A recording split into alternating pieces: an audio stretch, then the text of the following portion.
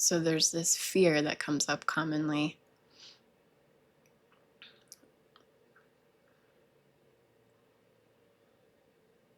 When we're really facing letting go in our lives. Letting go in a good way, letting go of unconscious patterns or identities or agendas or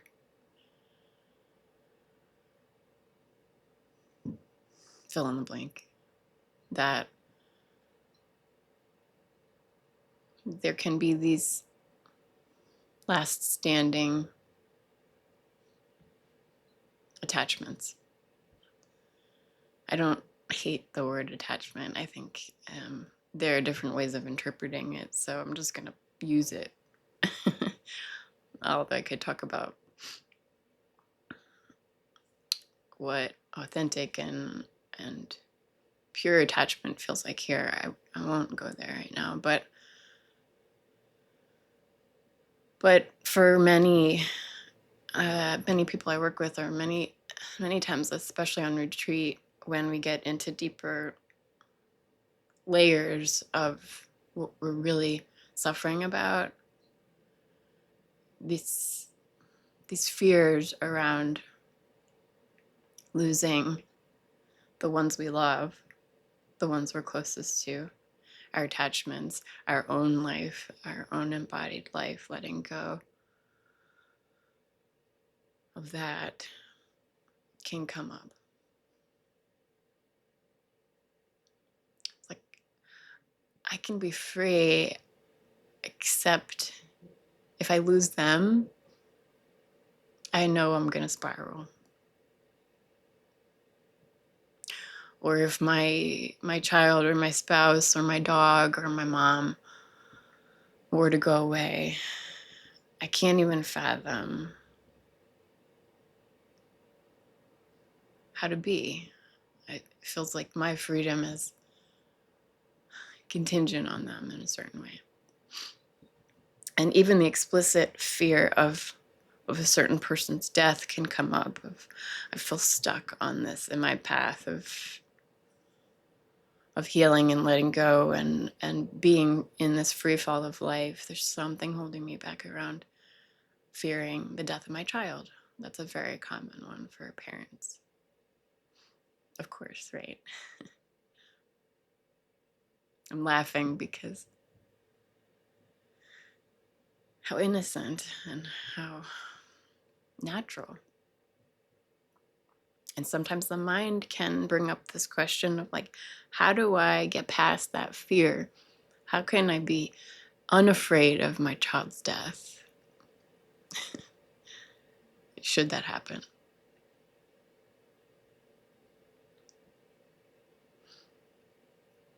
And I'm laughing because it's so ambitious. It's so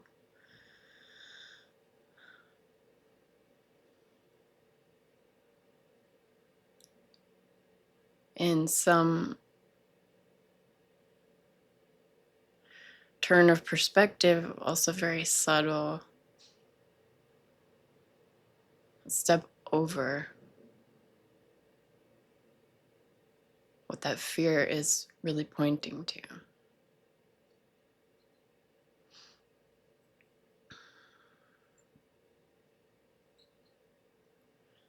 So what comes up here when I say that is going to be untrue in a different moment when I talk about this, but in this moment,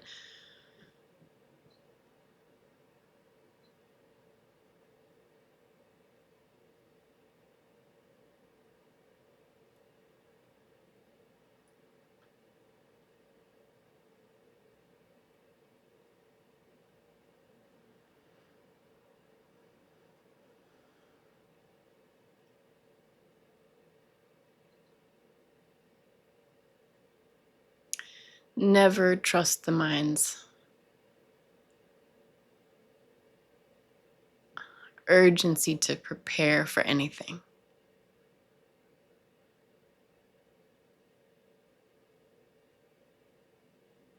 To prepare for anything. much less the worst possible thing.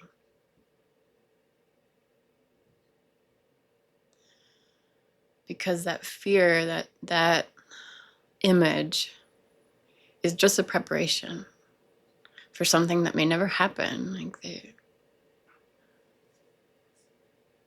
the lifespan of this being and that other being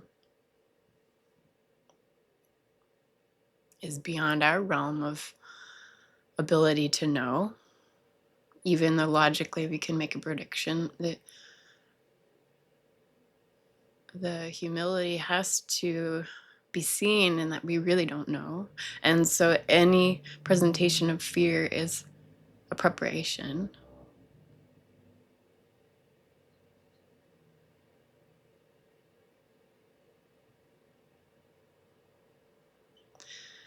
And the preparation is misleading in a certain way. This kind of contracted fear of loss.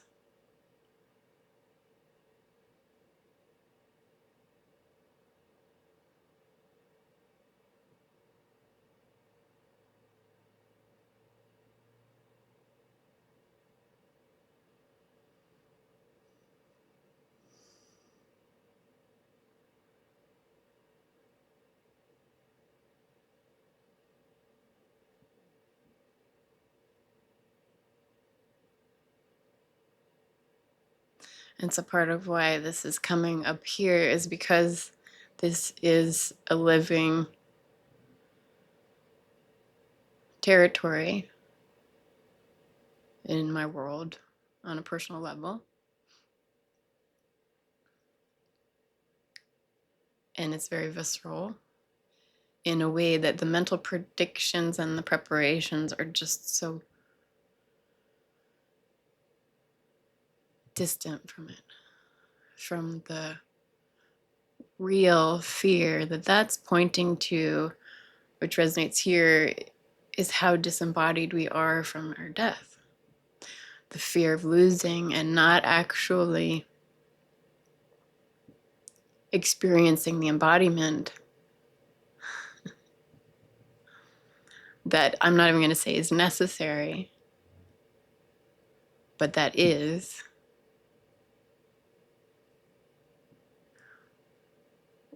What continues to be encountered here is that what we fear in the process of this cultured, conditioned,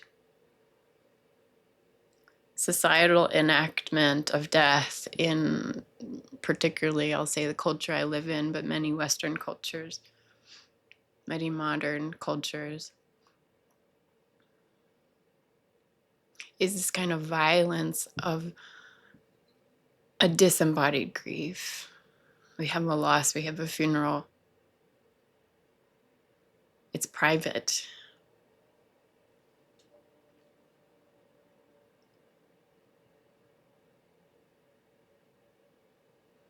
There's the upswell of everything that naturally and spaciously happens. That's not a problem. It's really not a problem, and is really when the mind creates this scenario, is so distanced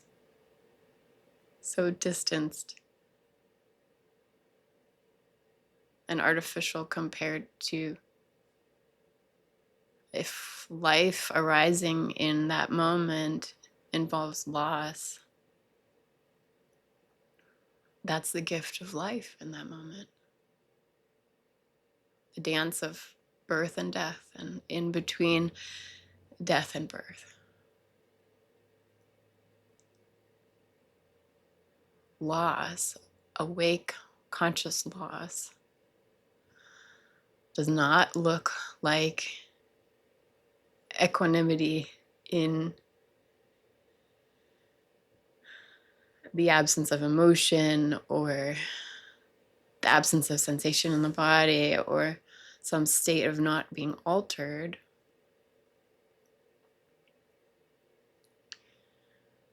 Awakened loss is feeling the physical form that is lost and acclimating to that.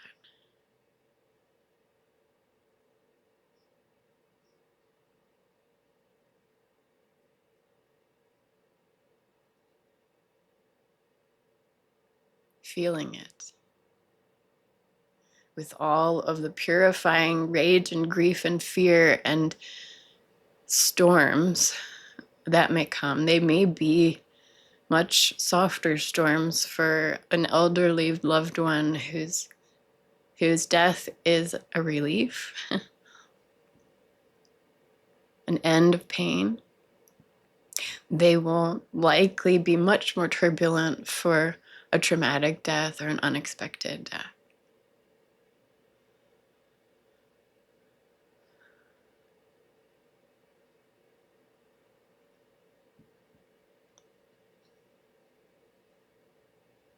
And when we fear the loss of a child or an animal, what the body is sensing is the embodiment of how that form, that being, is part of this being in a very personal way, in the sensory field of feeling the warmth of that body when we're cradling it, feeling the sensory experience of the sound of their voice, the input, the smell of their deodorant, the touch of the warmth of their hands or coolness of their hands, or the touch of their kiss, or the touch of their hug.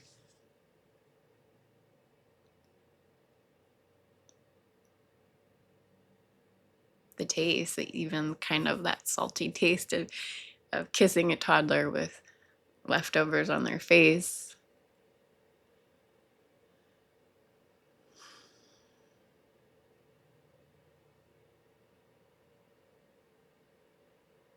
The mind's going to tell you all these stories about loss of form. The body, when it has space to feel it, it knows how to do that. I'm laughing because it knows that it is going to be an adjustment, and it knows that it might be a process of rewiring, of not knowing at a certain point, being outside of what the form here is used to.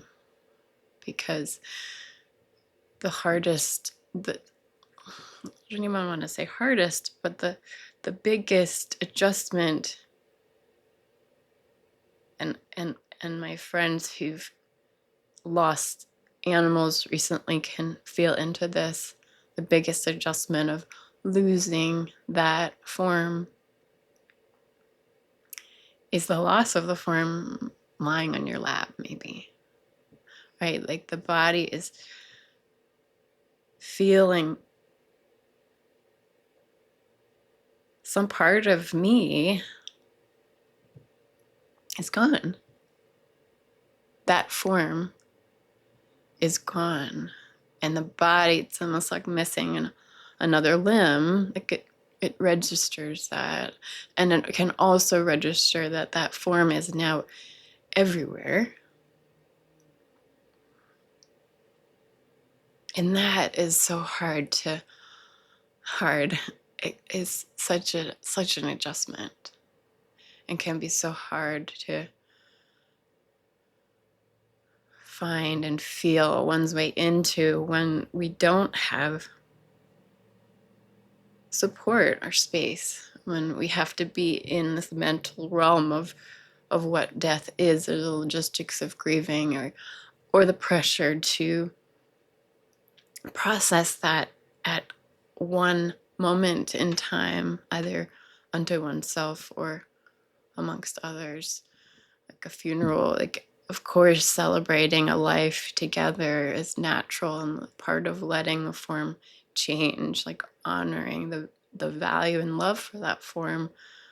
Of course, we need that celebration, but when it's confined to one funeral.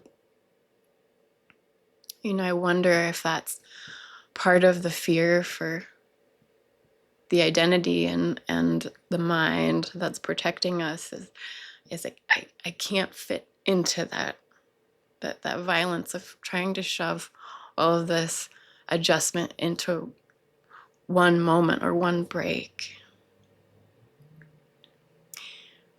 Because in many traditions, particularly in the Tibetan tradition that my community is moving through right now,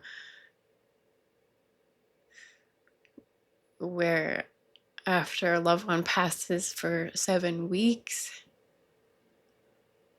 at the time of their death, as proximate to the place where their body released spirit,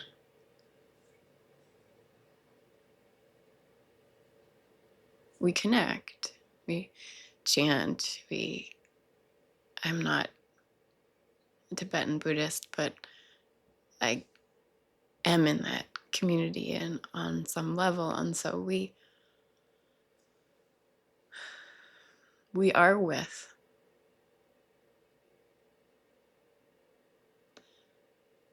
the passing of that form. And week after week, the first week, the missing limb is so on fire almost. It's almost like a burning loss.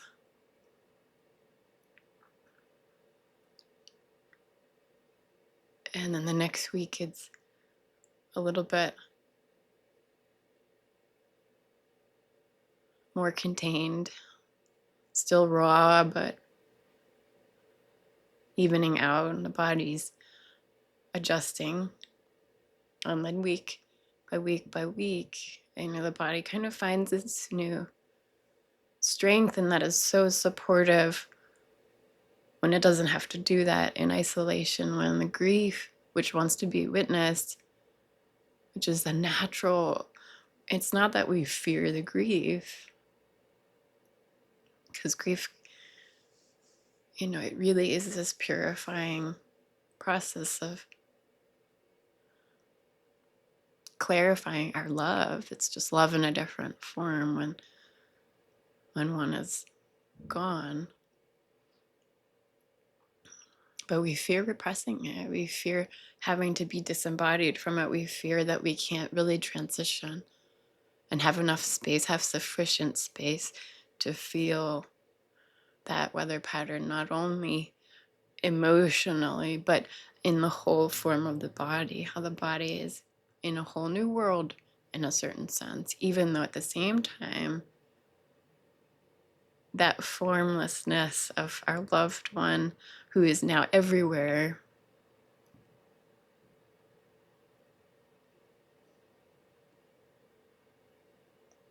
was always this way. So nothing is new. But there's a pure, cleaner, more distilled contact. And it might really feel like it fluctuates in terms of maybe moments it feels very distilled and very just kind of numb or out of reach. And other moments it might feel very intimate and very intense. And so to be with a conscious loss and process of death and embodiment of death, like really what is death but form? The form of our body changing in a certain way. It might not actually have been a limb, but of course it was part of our embodied experience. So this loss, integrating and taking time, it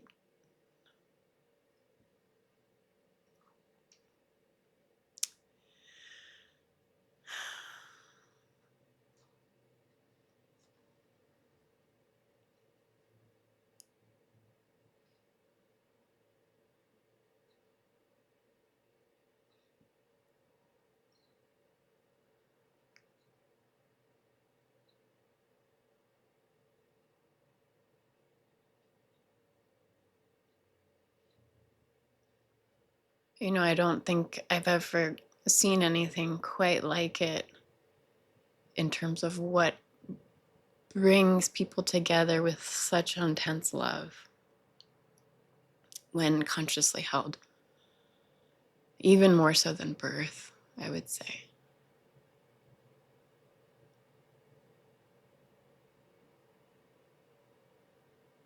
And we fear it, and the mind makes something out of it, maybe out of past trauma or just expectations, or the very real truth that it's so rare in our culture to consciously meet death and loss.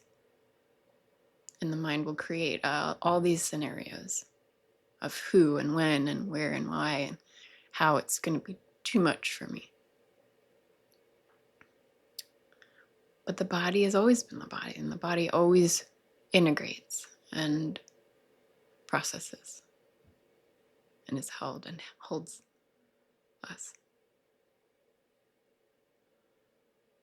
And the process of death is no different.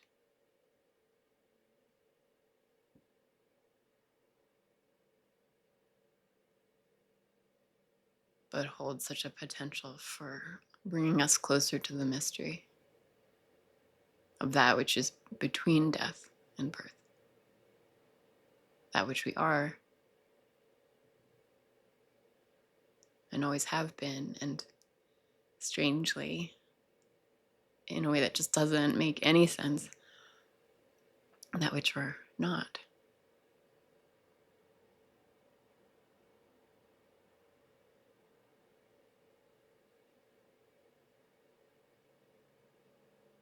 So I close in a moment, but just want to honor the depth of embodied death, and that it,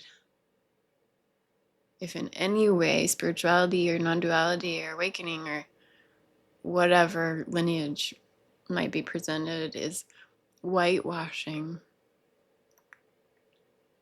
or diluting or numbing or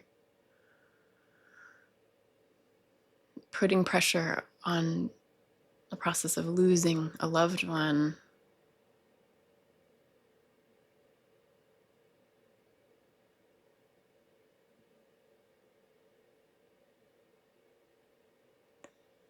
that's a misunderstanding that's leading to more separation from what we really are and how natural and how we were born for this.